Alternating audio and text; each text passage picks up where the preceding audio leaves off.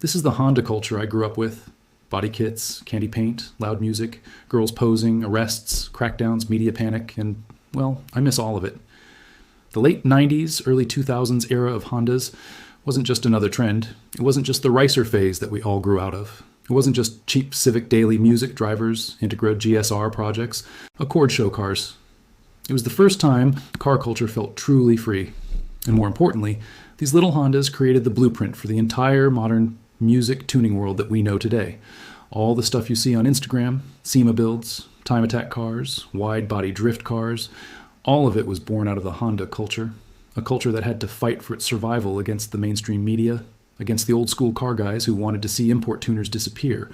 But thanks to the work of a bunch of relentless Honda nerds, a little new thing called the internet, and one unbelievable racing feat, the Honda culture built an image that is iconic to this day, and they forced the world to finally show Hondas the respect they deserve. But you see, when Honda started getting popular in the early 90s, things were a little bit different. Because Honda didn't set out to start a cultural revolution. They set out to make economy cars, commuters and beaters. Cars your parents bought because they were cheap, they were safe, they got like 50 miles to the gallon. But perhaps without ever realizing it, Honda did something that would end up doing more than any marketing campaign. They overbuilt the basics. They took cars that were priced at the bare minimum and engineered them to withstand the absolute music maximum. And it didn't take long for people to realize this. Look at this 1992 car and driver review of a Civic Si. They said it delivers engineering excellence, music, and enthusiast appeal.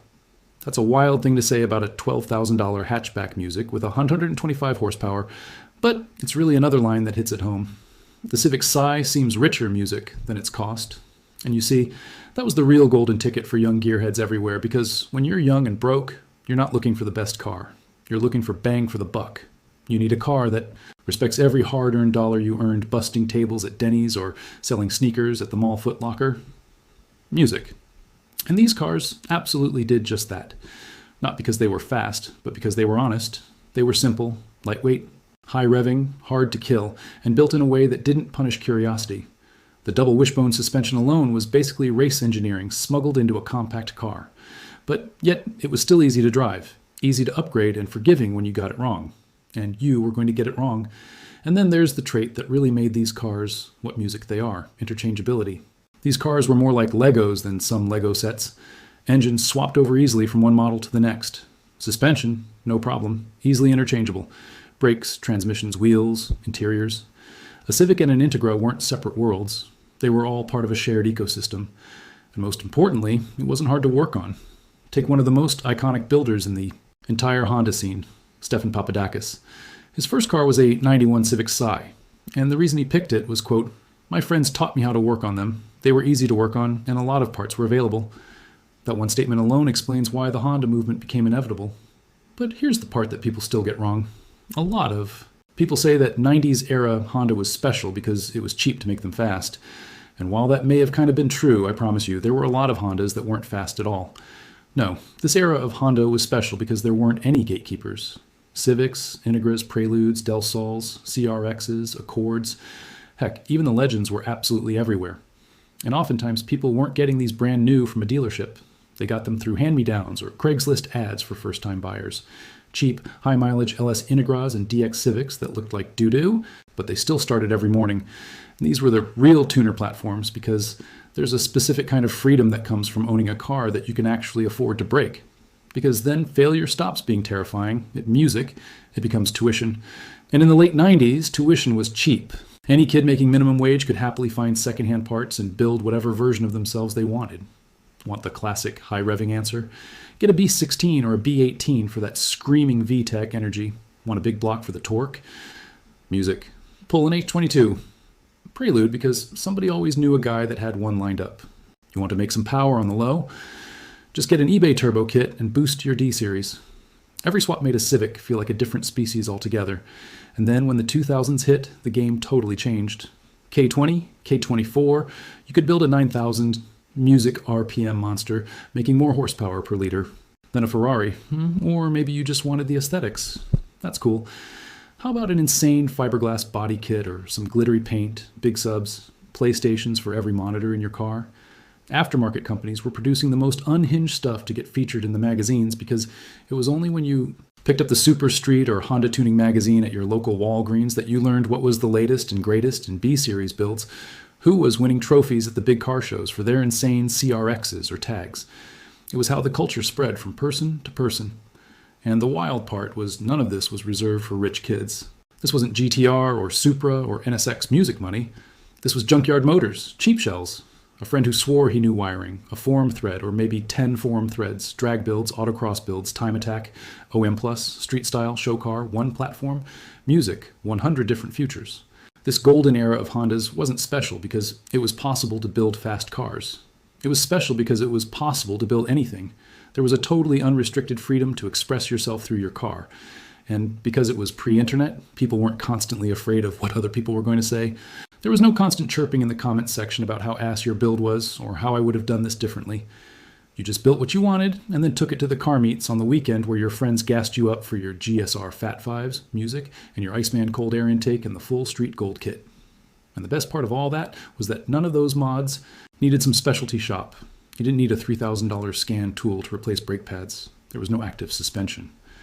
You just went on the Honda forums, read a thread about a short shifter that cost $17 on eBay, that shifted like Christ himself designed it, and you bought it to install after work with your homies. Or maybe you found a bright Gold Beaks lower tie bar on Craigslist for the low. Yeah, I know ball, but no matter what you wanted to do, everything was accessible. And owning a Honda was this rite of passage to becoming an import car enthusiast in the early 2000s. Just look at this thread. This guy bought an EG Civic Music with a B18 swap for $300. Now granted, it needed everything. So he did what all Honda kids do. Junkyard parts, friends paid with pizza, all on a shoestring budget. All of the keywords that bring so many people together in the scene. His total investment, about $1,500. And in this thread, he says the exact line that defines the whole era. It's not perfect, but I'm happy. And everything is paid for by me. That is not a car review. This is not a sales ad. This is someone's identity, someone's pride and joy on a thread with 3 participants. A person realizing, for maybe the first time, that they were allowed to build something, anything they wanted, with their own hands, and call it theirs. And the community understood that. Early mistakes, wild experimentation, were not only tolerated, they were expected. It was part of the journey in the import community. And the thing is, at the time, the muscle car scene was one of a lot of polish. OEM bodies, clean paint, chrome parts with number, matching engines. That's what lived on the magazine covers. The Honda scene, by contrast, embraced trial and error. Blown motors, garish body kits, failed projects. Every build was a learning experience that bonded young gearheads and set the stage for bigger and better experiments going forward. Honda enthusiasts had to go through what they literally called mod hell. You'll probably regret a couple things, and you may just cringe at yourself, but you most definitely would learn. And one thing they certainly learned was how to stretch every dollar they could. Something that I do on a daily basis, like trying to earn cash back on things that I have to buy every day, like gas and groceries, which is pretty easy when you use the free Upside app. Upside isn't just a gas app, it's a tool that gets me cash back at over 100,000 gas stations, grocery stores, and restaurants across the US, and it's dead. Simple to use. I just open the app, find a local offer, claim it, and pay as usual with my credit or debit card. Check this out. I'm about to earn 18 cents a gallon on this tank of gas. And look at how much cash back I earned on my dinner last night. And the best part, it's real cash back. No confusing using points or credits. It's actual money you can transfer straight to your bank account, PayPal, or gift cards. And yes, you can stack Upside cash back on top of your credit card rewards or loyalty programs, so you're earning even more. To find out how much you could earn, click the link in the description to download Upside and use code ALBON to get an extra 25 cents back for every gallon of gas on your first tank. Or scan the QR code here to claim this offer. Now, of course, in the Honda world, the learning wasn't just about saving money. Part of that learning was also learning about yourself. Because the Honda ecosystem didn't just give you parts, it gave you pathways to choose who you wanted to be. And you can literally see the Honda scene splitting into different lanes. On one side, you have Frank Choi, a man who was obsessed music with proving imports could perform. Today, imports and drag racing are synonymous, but back then, the drag strip was basically only for American muscle. And when Frank first showed up to a drag strip, they didn't even let him in because, well, he looked like he didn't belong. And so, he created Battle of the Imports, the first ever import-exclusive drag racing league. And fast forward nearly 3 decades to today, and we have import wars, Battle of the Imports, import versus domestic, We have 1,000 horsepower B and K series builds, Civics and Integras in the 11s, 10s, 9s. And it's thanks to people like Frank that paved the way for you to race your 4-banger turbo Civic a quarter mile at a time, safely and legally. But all the way on the other side of the Honda coin, there's people like Ken Miyoshi, cars, girls, music, dancing. Ken was credited with kicking off the import car show subculture that we know in the States today, and frankly, he was the perfect person for it. He was a 22-year-old DJ and club promoter. He started an event called Import Show Off, which was the first import event held in proper venues like the Anaheim Convention Center. And alongside him and his 91 CRX was the massively growing JDM car community finally having a space that they could call their own. Both of these guys had very different visions, but both were equally valid. And that was kind of a new thing. It seems like a crazy thought now, considering the crazy variety of builds that we have. But back then, there was a right way and a wrong way of doing things. Now though, quarter-mile slips, car show trophies, wiring tucks, JDM front clips, swaps, 15 in-rays, knockoff rotas, there's a place for everyone. And the aftermarket is happy to supply whatever you need to make your car your own.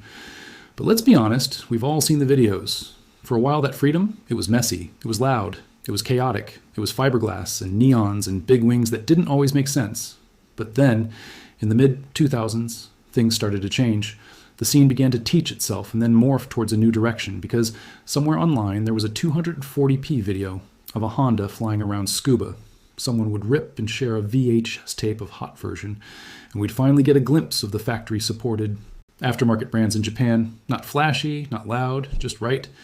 Music, brands like Spoon Sports. Spoon wasn't selling spectacle, they were selling clarity.